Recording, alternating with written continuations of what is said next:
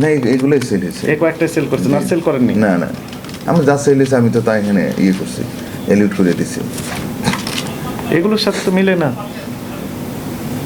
এটা হলো কি, আমরা যখন ব্লু চালান দেই, যখন আমি আপনার একটা জিনিস বলি, তার মানে এটাতে কম রেট দেখিয়ে কি ভ্যাট ট্যাক্স কম দিয়েছেন এরকম?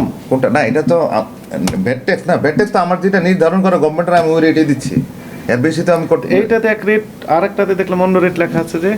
ওইটা কি আমার কাছ থেকে নিচে কিনে, ওইটাও তো দেখার ইস্যু। উনি তো ডিক্লারেশন দিয়েছেন, এই যে উনি তো লিখিত দিয়েছেন। আপনার কাছে নিয়েছেন কিনা ওনার প্যাডে লিখিত দিয়েছেন।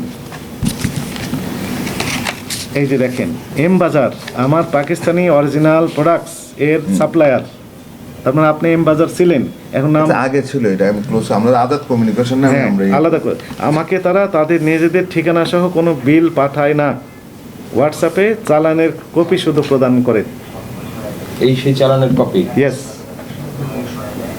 ওকে, তাও তো মিলে না এর সাথে।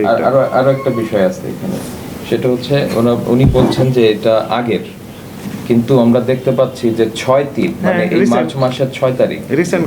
আগের আর মার্চ মাসের এই মাসেরই তো, এই মাসেরই তো। হ্যাঁ এই মাসের ইস্যু। মানে আপনি বন্ধ করেছেন কবে তাহলে এম বাজার? এক বছর হয়ে গেছে। আর আমার কাছ থেকে নেয় 50 পিস, অন্য জায়গা থেকে হয়তো আমি এটা আমি বলতেছি আর কি জিনিসটা।